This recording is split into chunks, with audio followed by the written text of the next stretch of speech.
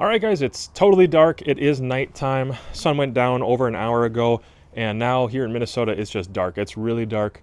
A little bit of starlight, maybe.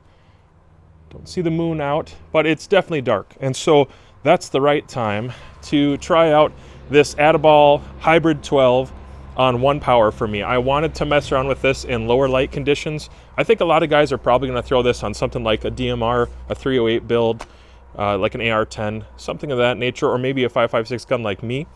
And so if you have some illumination, which, by the way, Atibal illumination is something worth checking into. I'm just recently being introduced to that, so I can't speak a whole lot about it, but I've seen some of their products and I'm pretty impressed, and I would actually like to pair this with an Atibal light in the future. I think that would be cool.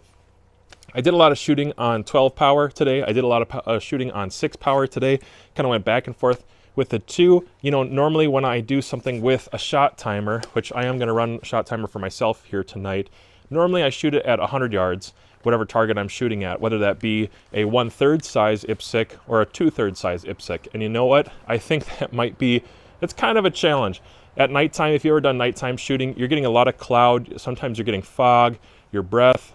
There's a lot of things to shoot around, and 100 yards is a good distance to shoot, especially that 1/3 size IPSC. And I end up missing from time to time, believe it or not, on that. I thought, you know what, I think 65 yards, 50 yards, even 25 yards is practical to run, but I want to run this on 1 power, and so I'm going to switch this over all the way down to 1 power. Remember, this is a second focal plane optic. It is illuminated, so I'm going to throw in some illumination so that I can see the reticle really nicely when I turn on this light. I think that combination is going to help me. I do like how wieldy this thing is. It is a 20-inch, but as soon as I take off that giant bipod and the Arco weight, this thing navigates not too bad, actually. I think the 20-inch impresses me. I like the velocity I get out of it. I like the ability to reach out a little bit further with a 1-12, which I'm definitely going to show you in an upcoming video.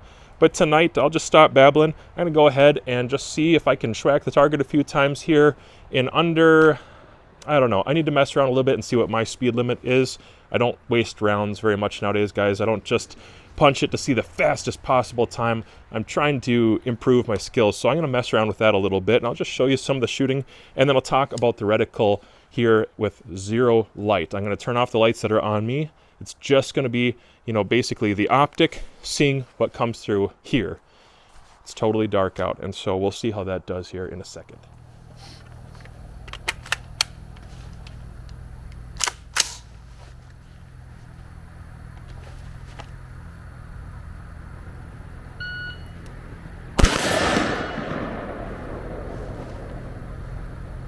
.40.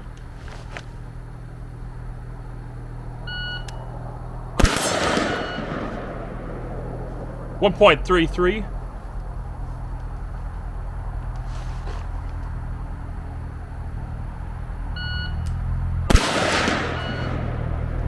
1.15.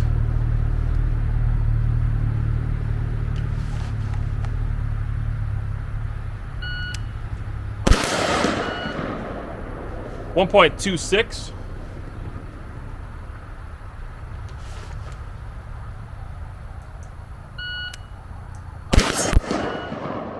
1.36. That's not too bad, actually.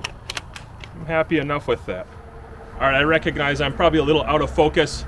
Kind of hard to run the camera right now. Keep it in focus. But with a little light on me, I'm just going to go ahead and run it a few times.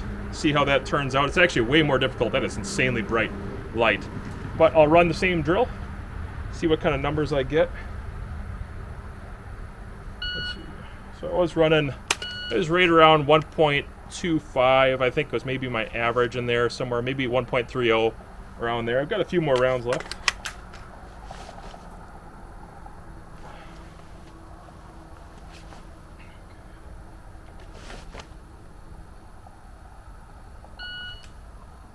Ooh, bad angle.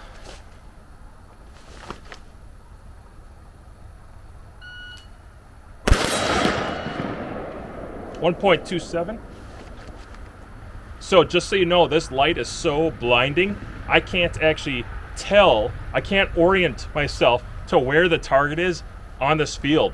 So each time I'm pulling the trigger, maybe I should practice this way more often. Each time I turn on my light, I'm searching a little bit. It's adding a little time to the clock. I kind of like that.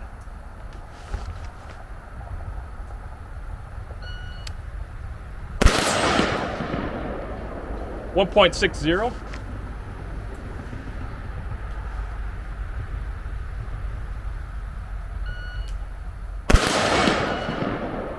1.25.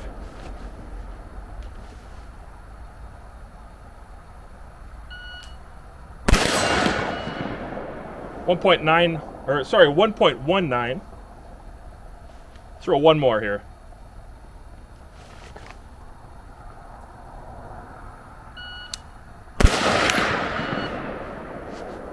1.04. I think I got a little jumpy on that one.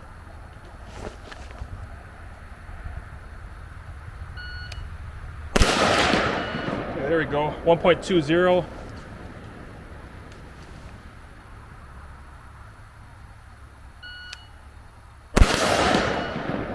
Like to end on a hit. 1.35. So if that's my speed limit, that's okay for now. It's a good starting point. It is really, really hard to shoot with this blinding light from the side. Maybe it's a little bit more practical and I should try it more often, but I'll say at 1 power, I definitely have some thoughts about the reticle and just being second focal plane, some advantages. So I'll talk to you about that now. All right, there you have it. So I'm just hanging out on the range a little bit, cleaning everything up, and I'm gonna tell you, I really like this. I'm gonna ramble a little bit, might not be the most organized, but I'm gonna give you some of my thoughts, just fresh from the day today, some initial observations. So I like the idea of a 1 to 12. I really do. Like the mid-range variable optic idea is tempting to me, especially when it has a functional reticle. If it didn't have, if it was a really simplistic duplex or something, it just wouldn't be up my alley. Somebody else would probably find, use for that. Just not for me. I want, in this kind of scope, I want a functional reticle, definitely a mill-based reticle, and that's what this is offered in. I like the 1 power tonight. I'll talk about that first. 1 power on a second focal plane. Again, the reticle stays the same size. And so I'm changing the size of the target when I'm magnifying, but the actual reticle itself stays the same. So my mind has a consistent, memory, and the picture I'm looking for, what is that going to look like? It looks the same every single time. And dare I say it, I really think there's an advantage to that on a defensive rifle. Now, I'm not like gunfighting expert guy at all. Didn't serve in the military. Never shot at anybody. I don't know about that stuff like other people do. And in fact, very few people do actually know about that stuff, for being honest. But I'm going to tell you, the people who do know about that, I think they would probably agree there's an advantage to always looking at the same thing. And just having almost like a muscle memory, if you will, or a strong memory of that's what the reticle looks like, that's what the center dot looks like. And when it's first focal plane, now that's really nice for like my heavier magnification optics on bigger rifles and bolt guns, because of the proportionality staying the same. And so, the metrics with that, how that ends up functioning for corrections on targets. But with this, if I'm shooting further, longer distances, I'm going to go to 12 every time that I shoot further. In fact, zeroing it, obviously you should shoot it on 12 power. And then anything beyond 100 yards, I probably have the time to get it over to 12, because this dial is super slick, very smooth, and it's a big paddle. It's like impossible to miss. It's knurled all the way around, guys. And so if I want to go from 1 to 12 very quickly, this is easy to grab onto. I don't know what they could do to make it easier than it already is. And so for me, I think like what I saw tonight, going on 1 power repeatedly, seeing the same reticle, having that kind of muscle memory forming, and then the reticle illumination having, several options for how bright I want it to be to contrast on that target, depending on if I have a darker target or lighter target, depending on whether I'm illuminating or not illuminating. Maybe I have ambient light on a target. All these things are different variables, but this optic is able to kind of adjust to meet those. And so I'm not worried about the fact that it's a second focal plane and it's up to 12 power, especially because it has that side parallax. Now, when I was engaging closer targets tonight, like between 25 and then 50 and then 100 yards, I don't have all the footage from that because I just wanted to practice with it and have some fun, and I didn't want to kill my camera battery because it's too cold. But when I was going back and forth between that, it really wasn't necessary for me on a 2/3 size IPSC to even touch the parallax. I left it at 50 yards, and I was able to very quickly get a good, clear picture at, let's see, the 25 to 50 and then the 100 yards, back and forth, back and forth. Wasn't an issue at all. If I have my, if I can take my time, like at a competition, maybe like a long range competition, I want to take my time and adjust that parallax. With this setup, if I'm shooting on 1 power, I'm zeroed on 12 power, and that's when the reticle is calibrated correctly for mils. I don't think that matters. I don't think the parallax is so much of an issue. Now, parallax matters more at closer distances. That's the way it works, is it'll set you off more. And so if you were going to shoot really fine, tight groups, that would be the time to go ahead and adjust it and, kind of do a nod and make sure that the reticle isn't moving all over and get that really tight. But for the kind of shooting I'm doing here tonight, where I'm just shooting kind of fast, under pressure, under time, a little bit of moving and shooting at 25, 50, and 100, I just had no problems with it at all. It honestly felt not that different than shooting, like a 1 to 10 that I've shot in the past with no parallax. Didn't bother me at all, even though the parallax on that optic is set for a bit further. So with this, having the exposed turrets, again, they are locking. They're technically locking. They're lift to operate turrets. No, they're not going to get bumped. I don't have that concern whatsoever. When I was running around today and setting my rifle different places or kind of tossing on the ground, I had no concern about these getting bumped or moving off. I will tell you, one thing I noticed is I had this strap down, and I was just looking at the turrets as I was adjusting. There's a huge range of adjustment in here. It doesn't have a 0 stop, but there is a huge range of adjustment. I might want to play with that later. On top of that, from what I could tell, I had 2 targets that were 3 mils apart, and I was tracking it, and it was exactly the 3 mils difference. And so I was like, hey, I should test out quite a bit more.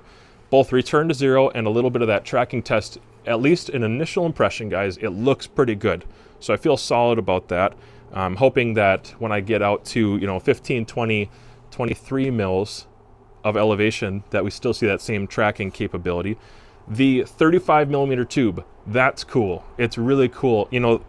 If you upgrade from back in the day on your little 1-inch tube that you shot your 22, like your 1022, that crappy optic that those things sometimes come with back in the day, and you upgrade to your 30 millimeter, and you're like, wow, this is huge. It's such a big difference. And then you upgrade from that up to a 34, and you're like, wow, now we're getting into a really big change between the 30 millimeter and the 34, especially as far as internal elevation goes. Then you go from the 34 to the 35, and I'm just telling you, it's noticeable. I like during the day today in particular, I like having a little bit bigger bell out there. It just allows for a little bit more room, a little bit more light perhaps. There's some advantages there. I'll talk more about that in the actual review.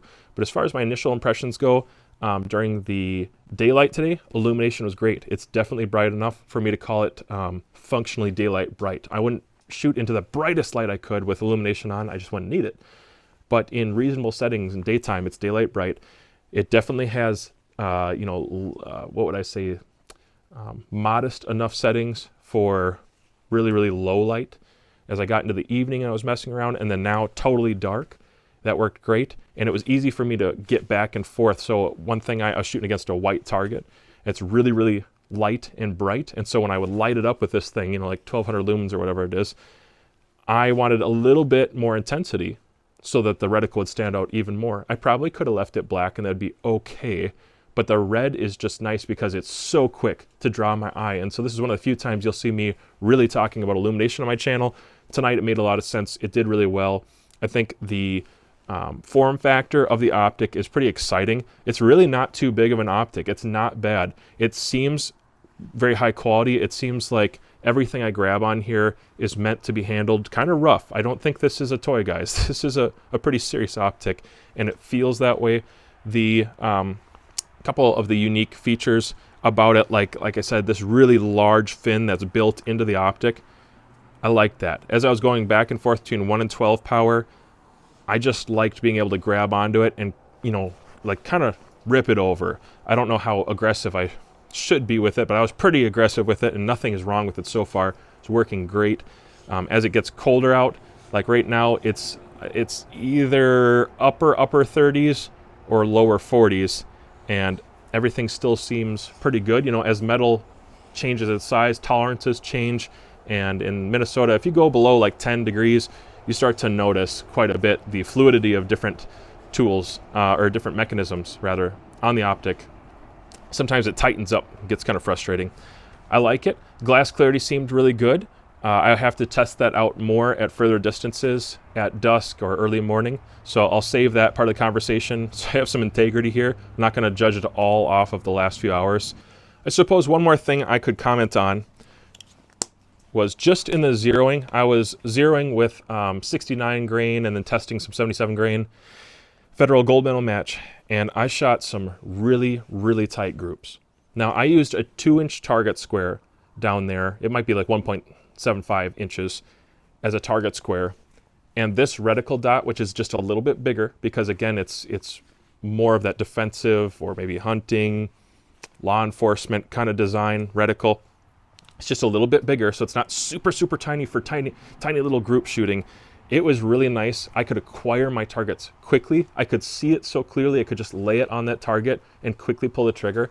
I was surprised. 3 5-shot groups were under 3/4 of an inch with 69 grain, and I shot them relatively fast, which was the surprising thing. I decided to just kind of put myself to the test and see what would happen. And so 3 5-shot groups, and they were kind of back to back. The barrel was starting to get a little bit warmer, thankfully, because it's cold out. It started getting a little bit warmer, and I shot those 3 shots, or those 3 groups, 5 shots each, back to back, and they were all under 3/4 of an inch. They were really nice and tight, and so good ammo. That made a difference. I was very stable. The rifle had an Arca weight on it, guys. It had a huge Atlas, you know, the heavyweight Atlas on there, and so I was giving myself every advantage. I was shooting off of a bench. I wasn't shooting from an improvised position. I just want to tell you that with a 12-power optic, I could easily see my target. The reticle itself was functional. I was, again, on 12 power, and I just had no issues at all seeing my holes in the paper. Even as the sun started going down and I had like maybe a minute or 2 left of sunlight, 12 power is plenty enough at 100 yards to identify my bullet holes all over the paper from different groups, and even kind of tell how big my group size was, measuring it with the mils a little bit. So that'll just tell you that you could use this reticle and this optic very, very far. You could use it for information gathering, or if you were trying to identify a target, maybe you're deer hunting with it. I don't know what you're hunting, perhaps deer or 2-legged deer. Anyways, you could use this to identify your target with that 12 power and get a lot of detail and information back. I recently shot a video where I shot an optic on 3 power at over 1,000 yards, and I was making routine hits. I mean, it's pretty simple because my data was good. So I think with this optic, because it's second focal plane and that reticle looks the same all the time, I'm going to go ahead and run this at 12 power, which it's calibrated for, and we'll see what kind of hits I can get at 1,000 yards. We're going to take a little past 1,000 yards. I feel confident that this rifle is going to perform fine. With a 20-inch, I'm getting a little bit more velocity than some others. The barrel is a very average stainless steel palmetto barrel. It's not a bad barrel, but it's just very average. Like I said, the 3/4 inch, sub 3/4 inch groups that I was shooting, I was happy with that. It doesn't usually shoot that tight, that consistently. So this combination is going pretty well so far for me. I think that's all I have to share with you guys. If you have comments or things you want to see in the actual review, go ahead and post that down below so I know what kind of things to get at for you.